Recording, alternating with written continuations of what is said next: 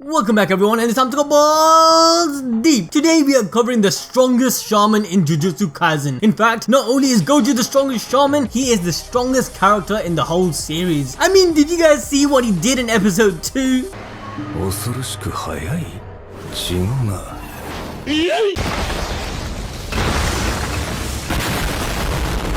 But that's just a touch of Gojo's power. I guarantee the domain expansion episode has blown your minds, and that's how you found this video. Now in this video, since Jujutsu Kaisen has a complex power scaling system, we will be going over a brief description of his overall character in the terms of his background and why he is so overpowered. But if you guys want an explanation in full detail on how strong Gojo is and how the intricacy of his abilities work for a future topic where we will be covering his power scaling, then make sure you let us know in the comment section below, along with hitting that notification bell on the channel to join our community. And guys, let's try to get this video over 10,000 likes. That way we know you want the content.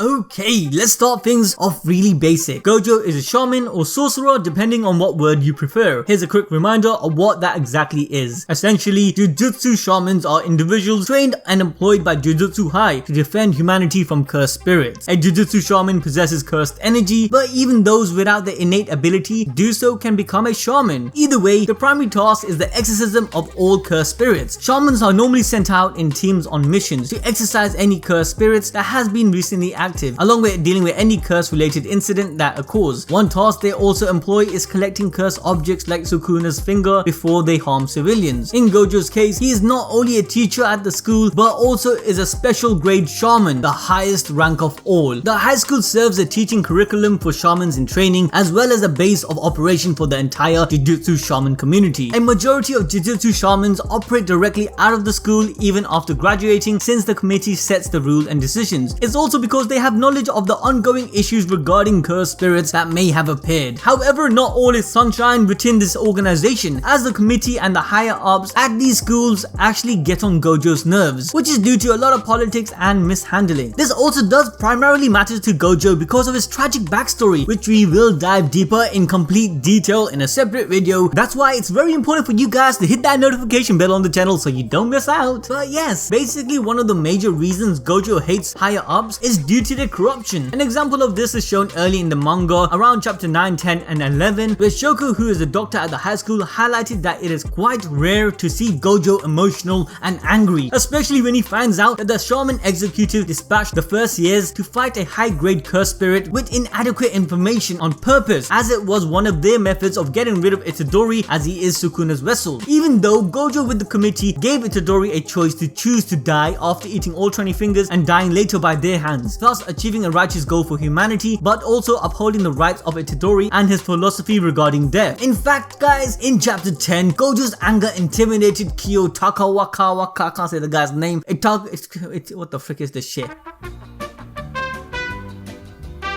Kiyotaka Ichiji so much to the point that he started to tremble and had difficulties responding to Gojo's question. He then threatened to kill all those guys at the top, because guess what? He can, easily if he wanted to. But now, without going too much on Gojo's gripes with life, let's finally get into why Gojo is considered the strongest shaman in this series. At this point of the anime, you probably noticed, and it's no surprise, that Satoru freaking Gojo is a savage. One of the most overpowered characters, if not the most overpowered in all of Jujutsu Kaisen. But the question we all have is why? Well, I love to say it's simple, but let's not forget what manga we're talking about here. Everything is kind of complicated and makes you think. So the secret to Satoru Gojo's power is actually his curse techniques and the gift bestowed upon him by the almighty god. No, seriously, it's just due to his genetics, let's be honest there. But Gojo's power is partially in the amount of his cursed energy he possesses, which is incredibly immense, as well as his physical strength, speed, reflex and his superior intellect. Man's got the big big brain, what can I say? Of course! Now, it's one thing to say that this man is strong, fast and smart, but it's another to explain just how broken he is in these areas. So starting with his strength, we know in his fight against the special grade cursed Jogo, where Gojo just merely kicked this dude and sent him flying. Like no normal human can produce that kind of result from such a basic attack. This is like some Dragon Ball Z shit. Speaking of Gojo's fight with Jogo, that's also a perfect way to go into his speed. Gojo was able to follow Jugo's movements without breaking a sweat and was able to throw almost unseeable punches and kicks with ease. He's also known to be able to move faster than the eye can detect, and in some sort of way my man can even teleport, as he was able to leave the fight to go get itadori and return before his opponent could even notice he was gone. Okay, so why is this so major? Well, we have to understand the speed and strength of his opponent, and Jogo himself says his strength is on par with the power of 8 of Sukuna's fingers, almost half of Sukuna's power. And as you all know, Sukuna is a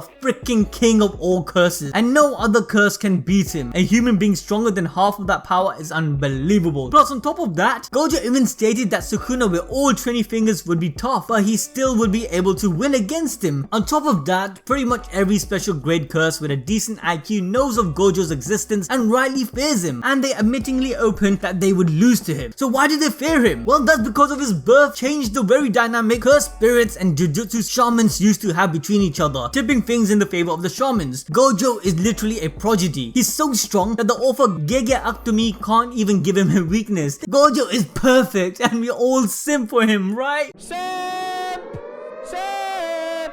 Okay, but seriously, the author has stated that Gojo can actually do anything he tries, so he doesn't get too involved in things purposely, as to let the next generation grow and become strong shamans that can be relied on when Gojo one day is no longer around. Now, you can't tell me that's not a great sensei. But with that, let's move on to what exactly makes Gojo so special. Yes, I'm talking about his curse technique Limitless and his 6 eyes. Yes, my man has a doujutsu up in this shit. Now, going briefly over Gojo's clan, because that's very important as everything stems from that. The Goju, Kamo, and the Zenin are the 3 significant shaman clans that have the most prestige within the sorcery world. Where the Gojo clan, which is said to have actually descended from the shaman and ventral spirit Sugawara no Michizani, where every other detail about this clan is still pretty much a mystery. So far, the only known techniques of the clan are the limitless abilities and the 6 eyes. But coming to Satoru Gojo himself, he's actually pretty damn special, as being the first person in over 100 years to have both the 6 eyes and the limitless curse techniques, which is not only super rare, but when mastered, changes the playing field within the Jujutsu world. If you lot are still a bit confused with the whole power system of Jujutsu Kaisen, then check out our last few videos where we explained who Sukuna curses and what curse techniques actually are. I will leave a link in the pinned comment section below. But to break things down, with the 6 eyes, Gojo is given extra sensory perception, which basically means that my man pretty much has clairvoyance. If you lot still are confused, just think of this like a doujutsu from Naruto. Gojo's 6 eyes gives him the ability to detect when things are dangerous, find people in hiding, and have knowledge about his adversary's abilities and how it works. An example is when Gojo was a kid, he was able to sense someone who had never been detected before. Gojo can pretty much detect Kuroko from Kuroko no Basuke. This guy doesn't miss anything. He was also able to sense any weapons that gave off cursed energy or anything that he perceived was dangerous. And to be honest, if you think about it, it's really hard not to think back on Kakashi from Naruto, as not only do they look alike, but are introduced with this OP doujutsu. And damn man, they both also cover their eyes to limit their abilities and any strain that comes along with it. But now that we know the reasons why our dude is special, let's explain a power he possesses that no one else can achieve, which is his limitless curse technique. Through his 6 eyes, Gojo is given divine accuracy, allowing him to exploit his limitless curse techniques down to an atomic level. The limitless curse techniques is passed down within the Gojo's family, although only a 6 eyes user like Gojo can really master it. But through sorcery, the limitless techniques brings the concept of infinity into reality, letting the user manipulate and distort space. Yes, mind-blowing as it is, manipulating space is just the beginning. Literally, that is the most basic level of this technique. Surpassing this, the limitless has many more forms that extends, making the impossibilities possible. Infinity being the base form, then his curse techniques lapse blue and reversal red, and then lastly his hollow technique purple. We then have his domain expansion unlimited void, which also utilizes his limitless techniques. So let's quickly run through what all of these are, starting from the base form infinity, the neutral state of limitless. From the first glance, it seems that the infinity is able to stop anything from coming near Gojo. However, that's a misunderstanding, as the true power of infinity is to slow things down. So for example, when Gojo is about to be hit by something, it actually hits his infinity instead, which is the created infinite space between himself and anything around him. According to Gojo, this is the convergence of an infinite series and comes straight from the paradox of Achilles and the tortoise. For those who don't know this paradox and want me to do a separate video breaking down Gojo's techniques in greater detail with my balls deep bullshit science degree, then let me know in the comment section below. But to summarize it, it's basically a paradox on how two things will never overlap due to the infinite space in between them, similar to how the real number 1 will never touch the real number 2 due to the infinite amount of fractions which separates them. Likewise with Gojo, his opponents will never be able to touch him due to the infinity he brings into existence in between them. I hope that kind of made some sense. No! But if not, then you know what to do. Smash that like button and I'll do a breakdown on everything about this ability. But coming back to our overpowered broken ass character, after some training, Gojo was able to have his infinity on at all times, where he's then able to decide what does and doesn't touch him based on requirements of his choice like mass, speed and danger ratings. Gojo can even use this to create fields around his body, protecting him from attacks even from the highest and strongest grade curses like Sukuna and Jogo. And this is not just limited to curses or living things, he can actually stop any objects from touching him as well. All of this pretty much makes him an invincible target. And just imagine fighting someone that you can't even touch or attack or do any damage.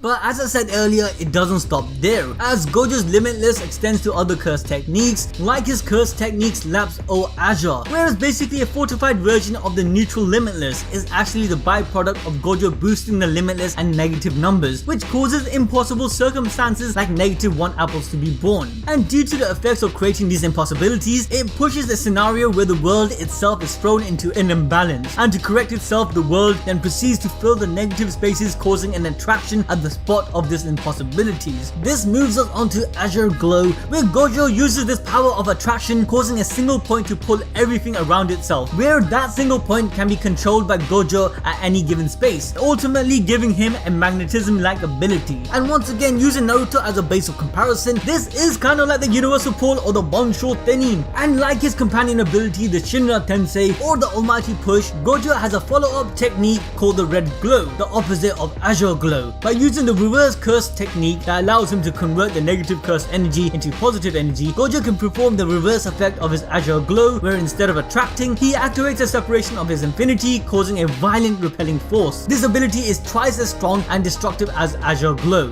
With his Limitless techniques, we know that he's untouchable. He can pull things, he can push things, but what else can he do? Well, from this we move on to his Hollow technique Purple, which is basically a combination of both his previous techniques of Azure and Red. With a snap of his fingers, he can create the release of an imaginary mass that when extended can erase everything in its path. Basically, my man can delete you from existence, and I mean literally. Once again guys, the science of all of this is a little bit more complicated than what I just mentioned, and I will do another video covering it if you guys smash that like button, showing us your love and interest in this topic. But moving on, as we explained in our last video on Sukuna, Gojo as a special grade shaman can also activate his very own domain expansion, or also known as territorial expansion in some translations. But for those who forgot what that is, well, in chapter 30 it is explained to us that domain expansion is an area constructed with cursed energy. It's basically an environment created with cursed energy using a cursed technique. When trapped inside of this domain, all hits are fatal and can't be evaded. This ability is a very high grade ability, as only the strongest in the JJK universe can use it. And since Gojo is one of the strongest shaman out there, his domain expansion is particularly OP. When a domain expansion is activated, a sphere of energy expands to enclose the user and their opponents. These walls of the domain surround the individual and trap them within, and it is said to penetrate those walls of an expansion is near impossible from the inside. And expanding upon this, the user who activates a domain gains enhanced abilities and strength due to the environment they created, giving them additional curse techniques or advanced version of the old ones. And of course, any attack or or ability used by the user is guaranteed to hit no matter what, unless the opponent blocks the attack, that is. But coming to Gojo's expansion, it's called the Unlimited Void. The environment created by the Unlimited Void is literally empty void or space that appears to take the target at the very center of the universe itself. It pulls the opponent inside the Limitless Void and overwhelms them with too much information flowing into their brains. This pretty much presents the target with limitless information, forcing them to see and feel everything while seeing and feeling nothing at the exact same time. This phenomenon paralyzes the target with infinite knowledge, causing them to die slowly. Only the caster and anyone they are physically touching are freed from the void's effect. Essentially, this abundance of information causes the affected to enter a catatonic state, as basically you witness everything from the galaxies to the tiny speck of dirt outside of your house,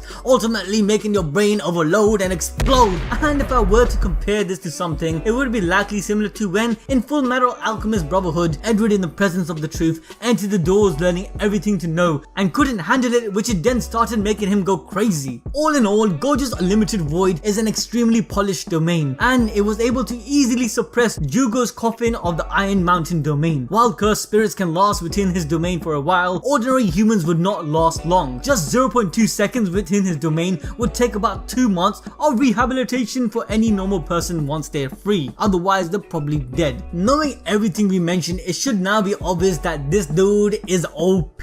There are many other techniques that he possesses that I didn't mention and didn't go into great detail, like his use of the reverse curse techniques and the ability to heal himself and whatnot, but even within the manga there is still a lot to learn about him. With that, we pretty much ran through the basics of Kakashi, wrong anime, Satoru Gojo, and if you lot want us to go more balls deep on his Infinity Curse and Limitless techniques or anything in specific, let us know in the comment section below. With that guys, I'll see you in the next video. Bye!